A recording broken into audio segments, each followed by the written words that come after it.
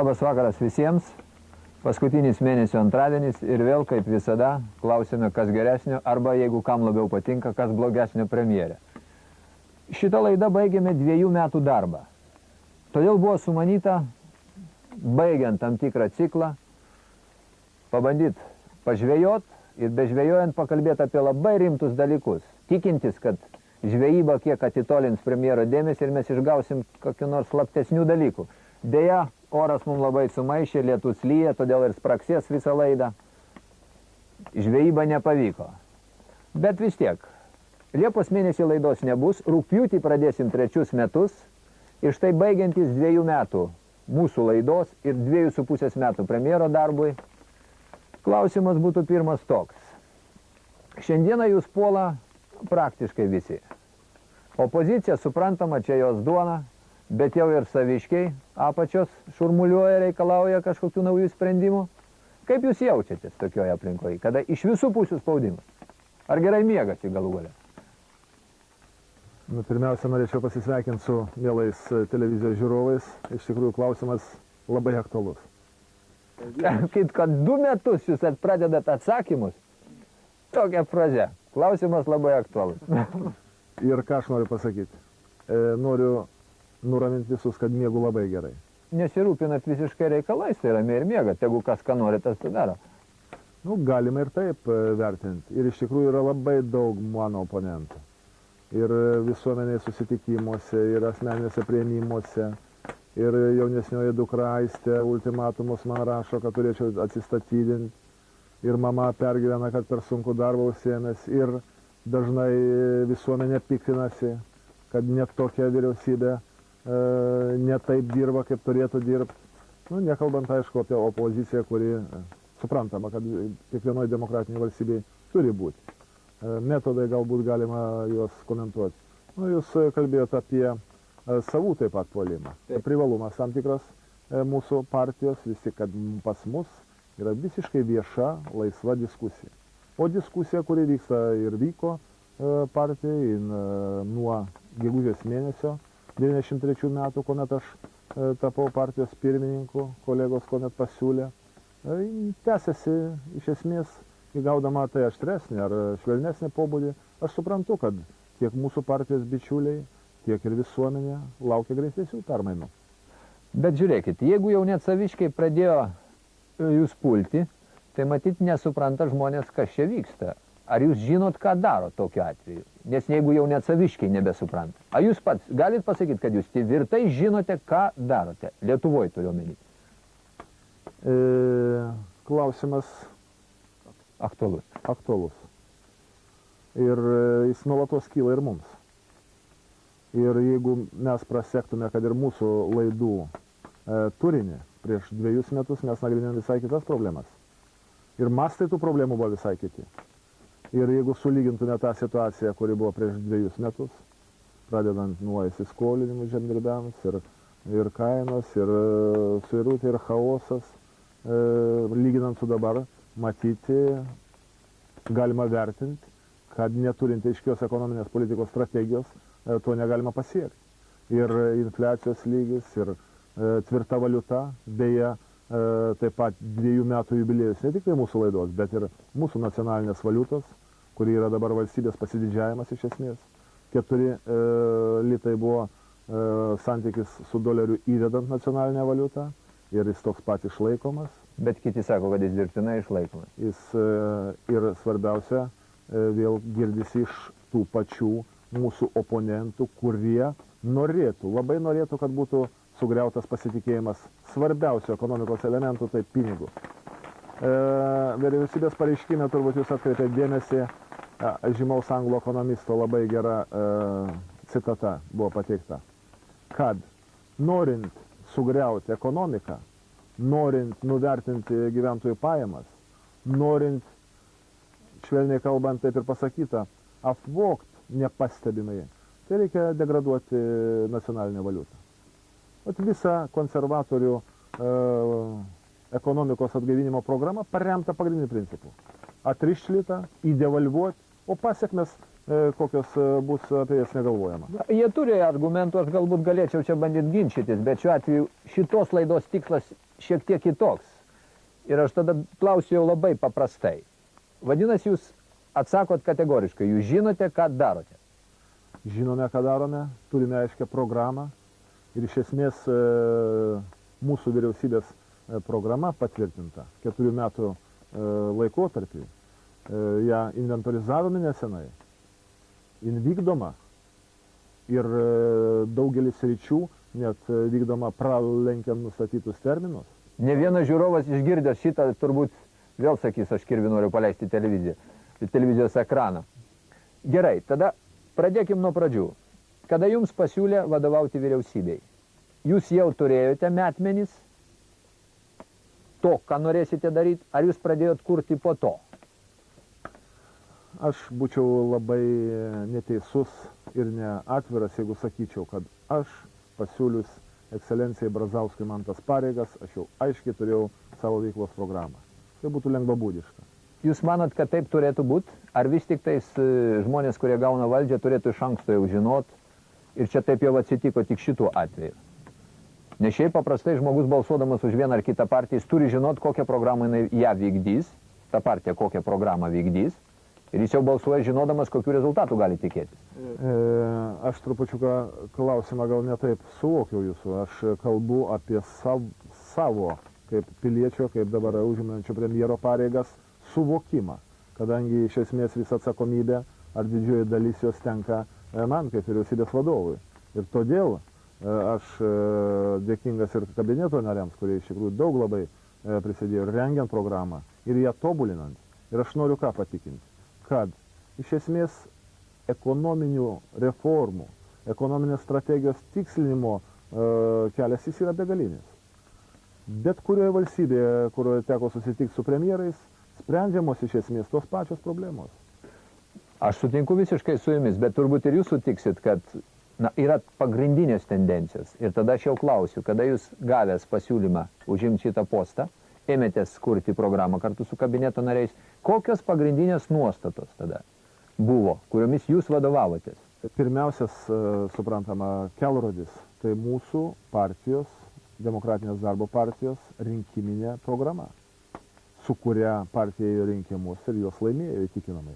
Žmonės patikėjo.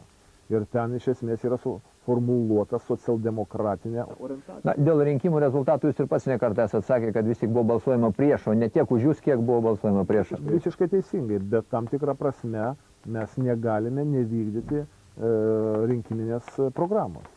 Mūsų pagrindiniai elementai tai yra laisvos rinkos ekonomikos diegimas, kaip bazė, kaip pagrindas užtikrinti socialdemokratinės politikos realizavimą, tai yra perskirsimą žemesnį vykdyti, orientuota socialinio remimo reikalingoms šeimoms ir žmonių grupėms. Ir ta politika iš esmės pasiteisino, juk vis tik sutiksit, nors daug kartų mes kalbėjome apie tai, kad tokį infliacijos, pavyzdžiui, sumažinimo tempą pasiekti buvo netaip paprasta. Jūs sakot, kad socialdemokratinė politika lyg tai suponuoja perskirstimą pinigų tų vargstančiųjų naudai, bet per 2 valdymo metus jūsų praraja tarp turtingų ir neturtingų padidėjo. Tai kur tada ta socialdemokratinė politika? Tai ne tik tai prarajos prasme gali būti vertinama socialdemokratinė politika, tokia yra ar ne. Labai svarbu, iš esmės, kaip mes paremėme žmonės socialinio rėmimo reikalingus. Ir čia labai daug yra priemonių įdiegta faktiškai.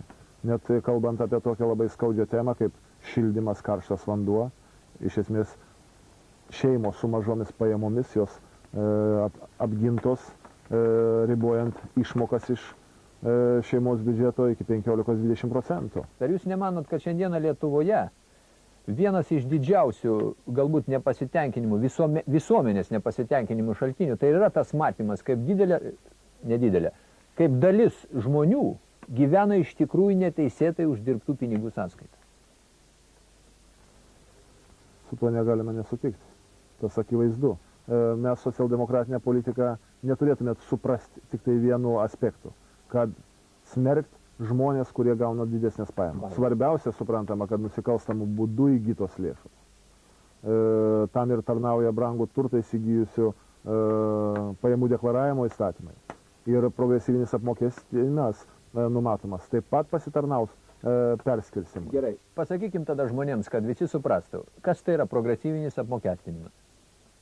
Tai yra žmogus gaunantis didesnės pajamas, jis mokės didesnius mokesčius. Kada jūs planuojate tą padaryti? Šiais metais bus šis įstatymas priimtas. Suprantama, tai pareikalaus labai didelių pastangų administruojant jį. Yra nuomonių skirtumas, ne visi pasisako už šį, bet realizuojant iš esmės dabartiniu metu būtent socialdemokratinę orientaciją. Kuomet mes pasiekėme visi, kad pagrindiniai ekonomikos normaliam funkcionavimui reikalingi sprendimai, nepopuliarūs labai vyriausybės, jie iš esmės yra užbaigti. Dabartiniu metu mes labai koncentruosime savo pastangas būtent socialdemokratinės politikos išryškinimui, socialinės rinkos funkcionavimui. Ar jūs nemanot, kad toks jūsų pasakymas šiandieną sukels tam tikrą baimę ir paniką tų žmonių tarpe, kurie uždirba šiandien daug pinigų? Suprantama, kad patenkintų, kuriems padidės mokesčiai, tikėtis, kad bus labai daug, iš tikrųjų nereikia. O ir kita vertus, ir šiandieną mes nesurenkame kaip valstybė mokesčių. Ir tą pačią norėjau aš pratęsti, būtent visos mūsų priemonės, kurios nukreiptos biudžeto įplaukų administravimui pagerinti, jos taip pat sutinka didžiulį pasipriešinimą. Juk pastebit, kiek mes kritikuojami kaip vyriausybė, kad mokesčių sistema netikusi, kad žlugdo verslą, žlugdo įmonės, o iš esmės tai yra totalinis pasipriešinimas mokesčių mokėti vengiančių ir fizinių, ir juridinių asmenų, kad ir toliau būtų valstybei tam tikras sumaištis. Todėl čia mūsų tos priemonės duoda gana ženklų rezultatą ir svarbiausia, žmonės pajus šitą. Pajus per nuo Liepos mėnesio padidėjusias pensijas, 22% vidutiniškai didės, pajus per didėjantį biudžetinių įstaigų darbuotojų atlyginimą, čia ir mokytojai, ir gydytojai, ir kultūros darbuotojai, ypatingai svarbu, kad mes spręstume jų atlyginimų didinimo klausimą, bet visame tame esmė tai yra biudžeto įplaukos, mokesčio administravimas ir mes darysim visą eilę dar papildomų priemonių. Ir tame skaičiai nepopuliarių, visi, kad mokesčius nemokantis nesijaustų lengvatinėse sąlygose. Beje, čia labai svarbus ir visuomenės dalyvavimas. Pavyzdžiui, kiekvienas žmogus turi suprasti, kad jeigu jis nepaėmė kasos aparato čekio, jis iš esmės leido save tam tikrą prasme ir ne tik apgauti, bet ir apvogti. Nes tai yra potencialiai nesumokėti mokesčiai. Tai yra mes, visa visuomenė, negaunam tam tikrą kiekį pajamų. Ir jeigu būtų formuojama nepakantumo atmosfera, jeigu kiekvienas mes principingai elgtumėmės, suprantama, kad valstybėje tvarkos būtų žymiai daugiau. Ir čia kiekvienas visuomenės narys turi tą suprasti. Masinės informacijos priemonės dėja, aš keletą kartų tą esu minėjęs, dažnai mokesčius vengianti mokėti, pateikia kaip tam tikrą prasme labai išradingą, labai tokį patrauklų visuomenės narį. Jūs šiandieną teigiate, kad biudžeto įplaukos didėja ir jūsų pastangos mokesčių administravime duoda rezultatus. Taip? Aš noriu tik tai paminėti, kad pavyzdžiui mes birželio mėnesį pasiekėme rekordinį įplaukų lygį 525 milijonus. Ir tai yra beveik 100 milijonų, o teisingiau 99 milijonais daugiau negu prieš tai buvęs mėnesį. Reiškia, per mėnesį mes 5% padidinome įplaukas. Gerai. Ir tai čia jokių būdų neriba. O kodėl tada yra valstybinės obligacijos leidžiamos ir tokiais kiekiais ir taip toliau, dažnai labai?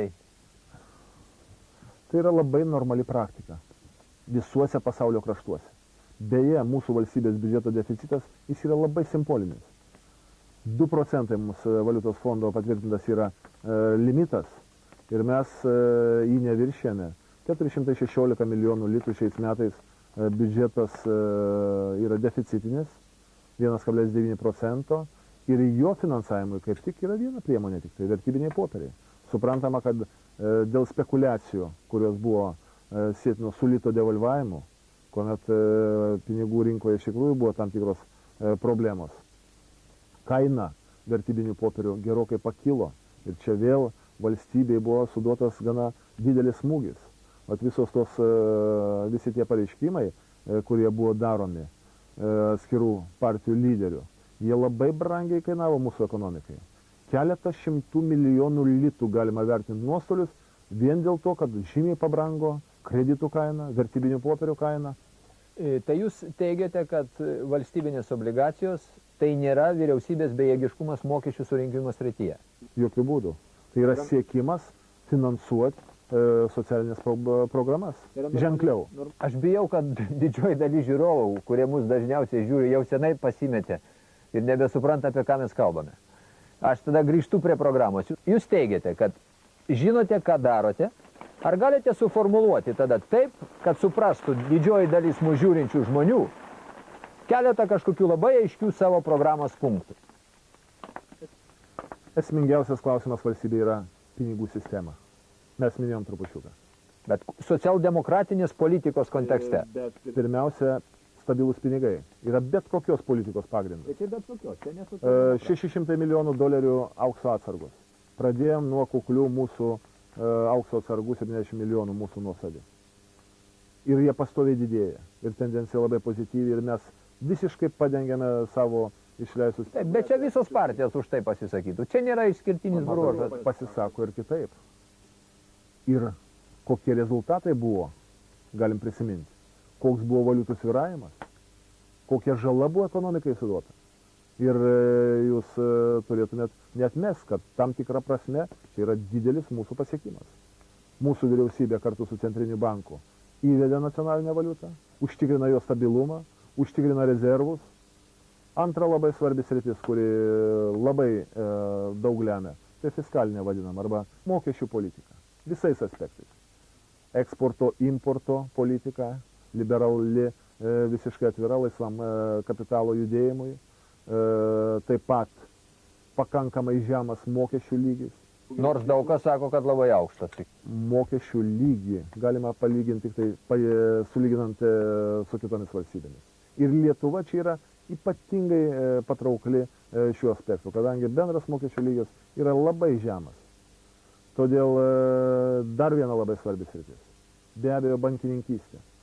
Normalios ekonomikos pagrindas tai yra stabili bankų sistema. Suprantama, čia daugiau yra Centrinio banko prerogatyva, bet mes kartu teikiame Seimui ir Seimas pritarė Centrinio banko įstatymui, Komercinio banko įstatymui. Ir pamatas daromas, tiesa, jis ne taip sparčiai, kaip norėtųsi. Bet čia visi yra ekonominiai dalykai ir aš manau, kad daugelis pasisakytų už tai, ką jūs dabar išvardinat. Bet kokia pagrindinė idėja veda jūs, kaip valstybės vieną iš vadovų? Gerbiamas Rolandai, aš ką noriu pasakyti, tik tai tas ir skirtumas, kad daugelis partijų programose rašo tą patį, o mums likimas lėmė tą realizuoti praktikoje. Ir dažnai realizuoti praktikoje yra gerokai sudėtingiau, o be abejo, nes visada yra gerokai sudėtingiau. Be abejo, pasakyti yra lengviau. Mes galim pasakyti, kad nedeklaruojame kokius programinius teiginius, o praktiškai juos realizuojame. Čia yra tik ekonominiai dalykai. Aš tada paklausiu taip. Ar ekonomika yra tikslas ar priemonė? Efektyviai funkcionuojanti laisvos rinkos ekonomika tai yra priemonė užtikrinti socialdemokratinę politiką realizuoti. Socialinės problemas spręsti. Bet šiandieną nesimato šitų problemų sprendimo. Pensininkai verkia, aš gaunu kalnus laiškų, kur sako, žinot kaip dažnai, tegu įima premjeras mano pensiją ir pabando pragyventi šitą mėnesį. Tai dabar mes daug kartų kalbėjom ir grafikais bandėm. Taip, aš sutinku, kad pensija auga, bet kartu auga ir kainos, auga kitos paslaugos. Tai labai svarbu mūsų lyginti. O kaip iš tikrųjų? Kaip sparčiai auga pensijos ir kaip sparčiai auga kainos. Tiesa, pensijos, reikia kritiškai pripažinti, kad jos sumažėjo 5%. Ir pensininkai iš tikrųjų labai sunkioje būklėje. Bet nuo Liepos 1 dienos, kaip minėjau, 22% vidutiniškai didėja pensija. Tai yra mes pasieksim, kad ir reali pensija didėtų. Ir iš tikrųjų mes pasieksime, kad Liepos mėnesį būtų išmokėta be jokių problemų. Ir mokytojo atostoginiai atlyginimai, ir padidėjusios pensijos, Ir šiais metais aš galiu drąsiai tvirtinti, kad realios pajamos padidės sparčiausiai iš viso mūsų nepriklausomos valstybės 5 metų laikotarpio. Visą tai gražu, bet pabandykim štai, matosi meškerės, ežeras ir visą kitą, aš ne veltui norėjau žuvauti, galvodamas, kad šiek tiek bus tokia betarpiškesnė aplinka ir paklausti. Kaip jums atrodo, štai, aš jeigu būčiau pensininkas ir klausiu jūsų, aš gaunu 130 litų. Ar galime pragyventi už to 130 litų šiandieną? Netgi tarkim, kad ne jūs kaltas, kad taip yra ir kad šiandieną daugiau duoti negalima, bet ką daryti žmonėms? Daugelis iš tikrųjų yra nepaprastai sunkiai padėti. Jūs apie tai mastot ar ne? Aš juos labai gerai suprantu. Ne tik tai mastau, bet aš ir einu ir susitikti su jais. Ir tai labai daug pasitarnauja man įvairių nutarimų rengime. Socialinė įtampa mūsų visuomenė yra gana didelė, kadangi iš tikrųjų skaudžios labai problemos. Ir pensinio aprūpinimo lygis jis yra labai žemame lygyje. Bet tendencijos jos yra pozityvios. Ir nors yra kritikuojamas aš už tai, bet mes pasirinkom labai sunkų kelią. Nekartojom sprendimų, kurie buvo anksčiau priiminėjami, kuomet neuždirbtais pinigais buvo keliamos pensijos ir kuomet ta pinigų masė neadekvati prekiams gimdė infliaciją, milžinišką. Kitaip sakant, jūs norit pasakyti, kad šiandieną daugiau duoti pensininkui valstybė negali. Šiai dienai suprantama, kad negalim. Ir tai yra, kokia vyriausybė bebūtų, jinai daugiau padaryti negalėtų. Būtent šitą ir noriu pasakyti. Suprantama, kad mūsų uždavinys, aš minėjau, ir tą darbą nuolatos dirbsime, ir čia pagrindinis dabar mūsų darbo baras. Tai mokesčio administravimas. Gerai, ir tada grįžkime. Ir tuomet bus prielaidos realiau socialdemokratinius principus realizuoti. Vis tiek, aš norėčiau išgirsti idėja kažkokia tokia, bendra, vedančioji. Ką jūs norit pasiekti savo ekonominę politiką? Ir kada sakot, kad socialdemokratinė politika, koks pagrindinis turi būti rezultatas? Aš kada ką pasakysiu? Sakykim, kada Švedijos socialdemokratai 30 metais siūlė savo politiką, jie sakė, mes norim sukurti vidurinę klasę. Ką tai reiškia? Kad bus labai mažai turtingų žmonių, nes jie bus labai mokesčiai spaudžiami ir iš jų atimtais pinigais bus kompensuojama tiems, kurie mažai uždirba. Reiškia, nebus nei labai turtingų, nei vargšų, bus tokia vidurinė klasė. Štai jie turėjo idėją. Aš minėjau, tą idėją mes taip pat turime ir ją realizuosime. Idėja, kad būtų perskirsimas ženkliau iš didelės pajamas turinčių, mažesnės pajamas gaunantiems perskirsti. Sustiprinti, kaip jūs sakot, vidurinę klasę, kas yra labai svarbu. Bet šiandieną nesijaučia to. Jūs, gerimas Rolandas, signataras, žinot, kiek mūsų valstybei metų, kiek de facto mūsų valstybė savarankiškai tvarko savo reikalus. Ir kokį didžiulį sukrėtimą mūsų visuomenė turėjo pergyventi, kuomet iš visiškai vienos komandinės sistemos perėm į visai kitą ūkio vedimo formą. Ir kartu ne tik tai ekonomikoje tam tikrų progresų mums reikia pasidžiaugti. Mes per 2 metus praktiškai tapome tokiu pat nariu asocijuotų Europos Sąjungos, kaip Višegrado grupės šalis. Štai, sakykime, visi džiaugiasi Europos bendrėje ir taip toliau, bet mes puikiai žinom, sakykime, pietų Prancūzijos valstiečiai stabdo ispanų sunkvežimis su jų pigiais vaisiais, nes jie greuna jų gyvenimą. Ir lygiai tas pats atsitiks Lietuvoje, kada iš Danijos plūstels pigus maisto produktai, mūsų valstietis, kuris ir šiandien jau dažnai neturi kur realizuoti, jis atsidurs labai keblioj situacijai. Ir Europa spaus mus, kad mes tos mokesčius nuimtum, juk jūs tą žinot. Tikrai taip. Bet aš minėjau, kad yra visa eilė būdų, kaip šitą spaudimą sumažinti ir pasiekti tam tikrą ir subsidijavimą. Beje, mes pradėjome subsidijuoti. O iš kitos pusės jūs taip pat suvokėt, kad mes neturim alternatyvos. Mūsų maža valstybė negali vėl likti neapibrėžtoje geopolitinėje situacijoje. Kaiminėje valstybėje procesai jie vyksta tam tikrą prasme nelabai mums palankus. Ir čia Europos Sąjungos ekonominė sutartis, tai yra taip pat kartu ir mūsų saugumo garantas. Aš taip klausau jūsų susidaro įspūdis, kad jūs žmogus, kuris viską darot be klaidų visiškai. Tai ir klausiu, per 2,5 metų darbo. Tai buvo klaidų ar nebuvo? Ar galite prisipažinti, kad suklydot kažkur? Nelabai suprantu, kodėl jums tokia išvada peršasi. Man atrodo, kad aš ir pakankamai savikritiškas.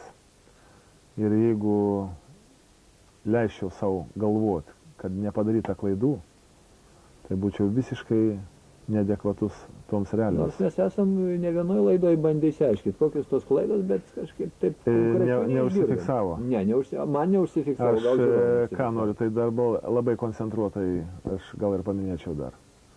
Mes gerokai pavėlavom su sprendimais įstatyminės bazės rengimo mokesčio administravimo srityje.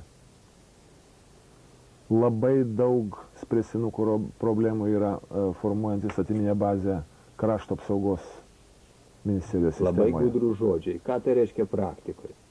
Tai yra, pirmiausia, gynybos doktrina, nacionalinio saugumo koncepcija, įstatyminė bazė reglamentuojanti kariuomenės. Tai vėl tas pats tik kitais žodžiais.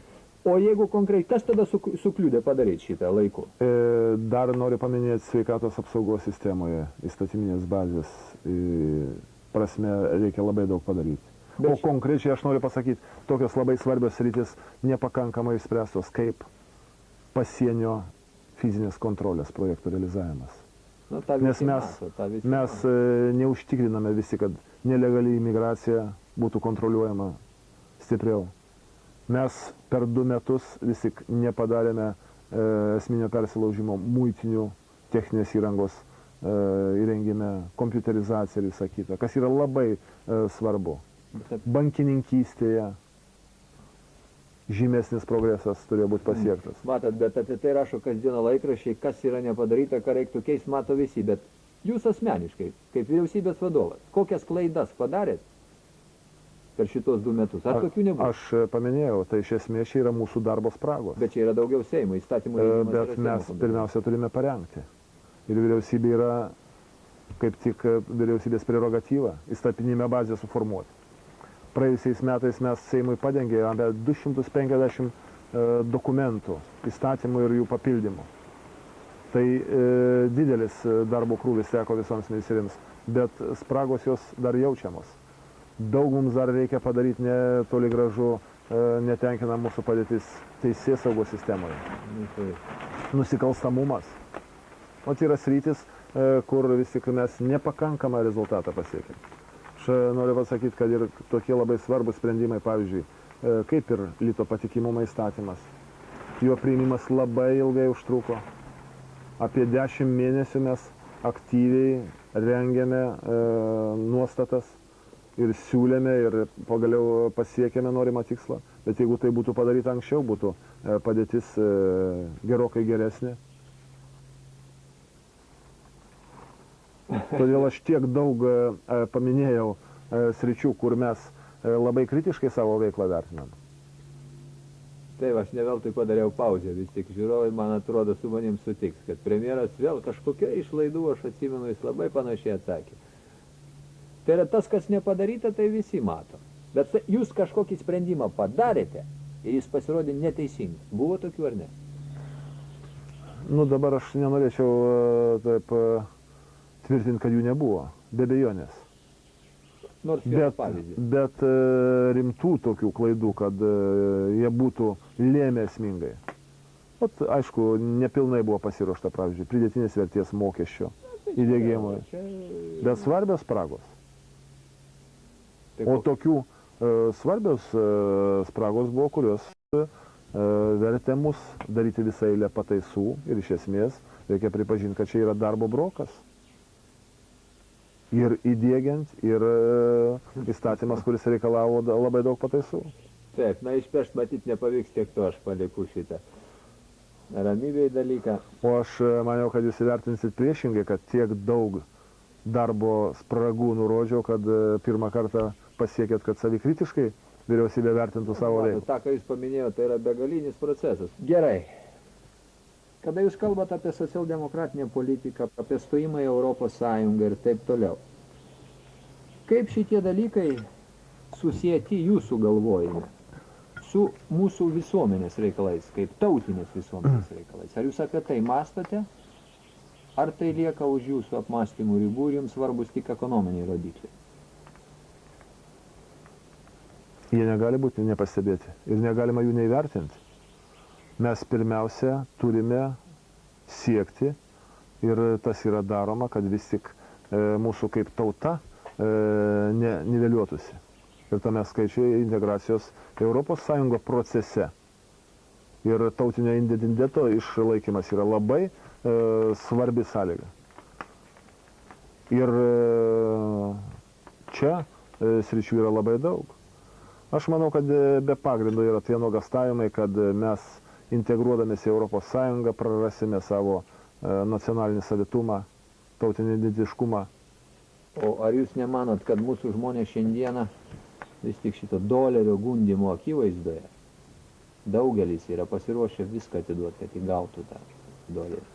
Ir jeigu mes buvom, kaip čia pasakius, Rusijos imperijos sudėtyje, dažnai net gal per daug išdidžiai nusiteikę likusios imperijos atžvilgių, tai šiandieną mūsų žmogus vakarų atžvilgių, vakarų kultūros ir šiaip šitos civilizacijos atžvilgių yra nusižeminęs. Jaučia tam tikrą mažavertiškumą savo. Ir aš nematau kol kas reiškinių, kurie stiprintų jo šitą savinį. O tai nieko gero nežada. Aš tik priminsiu žiūrovams, kad 19 šimtmetyje lietuviai, aš čia vienoj laidoje jau sakiau, lietuviai mieste negyveno, o kaime nieko neturėjo. Ir tai buvo tik priedas prie norago. Ir aš šiandieną matau reiškinius, kurie mus gali vėl atvesti tą pačią situaciją. Aš manau, kad jūsų tuose teiginiuose per daug kategoriškumo. Ir pabandysiu argumentuoti. Iš tikrųjų visuomenė vyksta labai stiprus pokyčiai, vertybių perkainojimas. Bet tas procesas jis nebegalinis.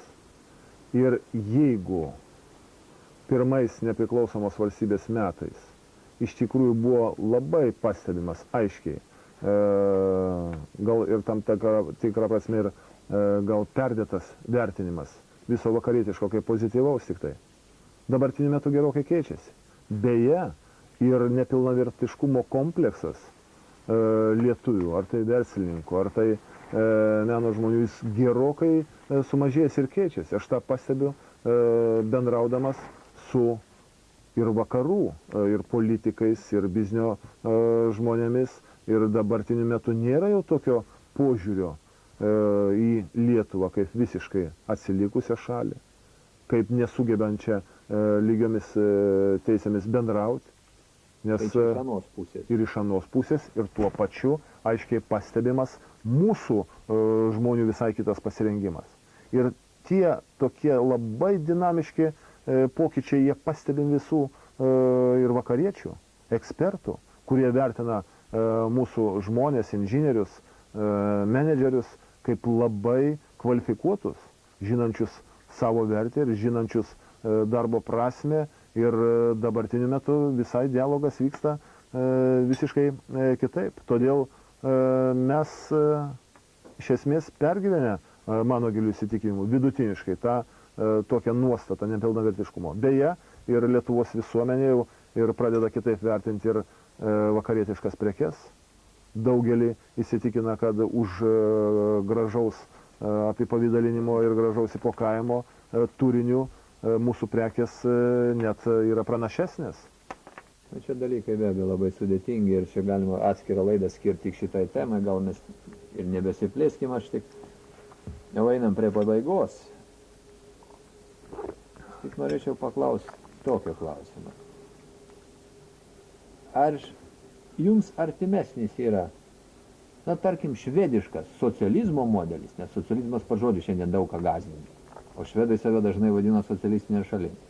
Ar vis tik toks mažiau ribojantis, nu, tarkim, kad yra Amerikos modelis, kapitalistinis modelis. Arba dar paprasčiau galim suformuluoti, kapitalizmas ir socializmas. Jūs pasakėt, kad be abejo, jūs socialdemokratinę politiką lygtai ir vykdote ir taip toliau, bet kur tie požymiai, kaip aš visada klausiu, kad jūs šito siekite ir pasieksite galų gale? Labai koncentruotai atsakant į jūsų klausimą galima vieną pasakyti. Žmonėm socialdemokratinė politika bus suprantama ir suvokiama tik tuo met, kuomet jų pajamos didės žymiai sparčiau negu kainos auga. Ir čia tikslas pagrindinis mūsų, būtent užtikrinti, kad ir pensininkų, ir mokytojų, ir gydytojų, ir kultūros darbuotojų atlyginimas augtų žymiai sparčiau. Tam iš esmės nukreiptos visos mūsų pastangos. Dar aš noriu daugiau pasakyti. Iš esmės dabartiniu metu mes užbaigiame nepopuliarių, bet labai reikalingų ekonomikos normaliam funkcionavimui sprendimų priėmimo laikotarpį. Kainų pakelimas, kurį mes energetikoje laikėme labai įtemptai, kad vis tik sušvelninti tą smūgį, pas mus jis buvo priimtas sprendimas 2 metams vėliau negu, pavyzdžiui, Latvija ir Estija. Bet ar jau viskas pabrango, kas turėjo pabrangti, ar dar kas nors brango? Aš dar kartą noriu pasakyti, kad iš esmės visi nepopuliarūs, labiausiai nepopuliarūs sprendimai yra priimti. Bet, premjere, prieš kažkiek laiko jūs sakėte, kad elektros kaina nekils. Bet jinai pakilo. Iš tikrųjų, mes galvojame, kad vis tik mums pavyks išlaikyti elektros energijos kainą stabiliai ilgesniam laikotarpį. Bet ir biudžeto įplaukos, ir energetinių kaštų pabrangimas.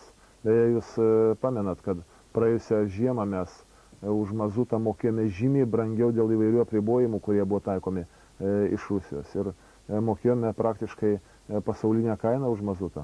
Tai čia pasiaiškinimas, bet jūs šiandieną teigiate, kad nepopuliarūs sprendimai priimti, toliau jau niekas nebrangs, o kur garantija, kad vėl neatsitiks panašiai? Tai aš manau, kad jūs labai efektyviai vykdote kontrolę mano visų pasakytų teiginių. Aš atsimenu, praeitais metais, baigiant irgi sezoną, birželio paskutinį antradienį, kai aš paprašiau palinkėti ką nors gražaus žiūrovams ir Lietuvos gyventojams, jūs pasakėte, kad pabrangs elektros energija. Tai kaip šiai vasarai vis tik, ką nors tokio?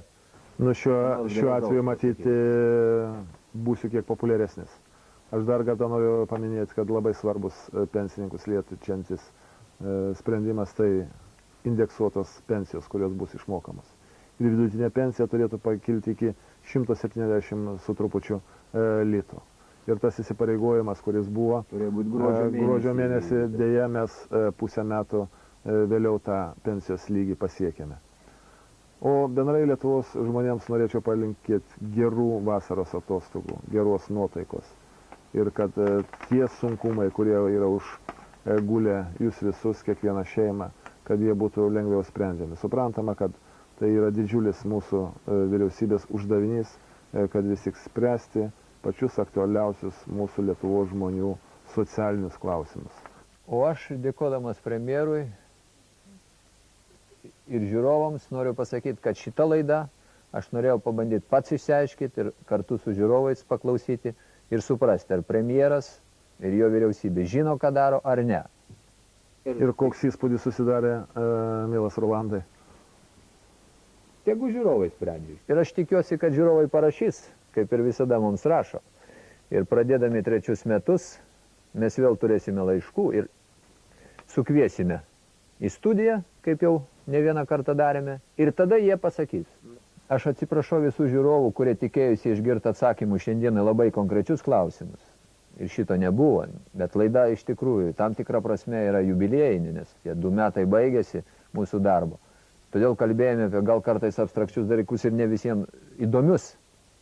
Bet tikrai rudenį bus kaip visada ir susitiksim studijoje su tais, kurie rašot laiškus, galėsit patys užduoti klausimus ir taip toliau. Na ir dėkui žiūrovams, o mes einam pažiūrėti gal kas ir užkybo per tą laiką. Kai jau nebereikia, tai ir nebelyja. Tuo labiau ir lietus nustojo. Taip. Dėkui.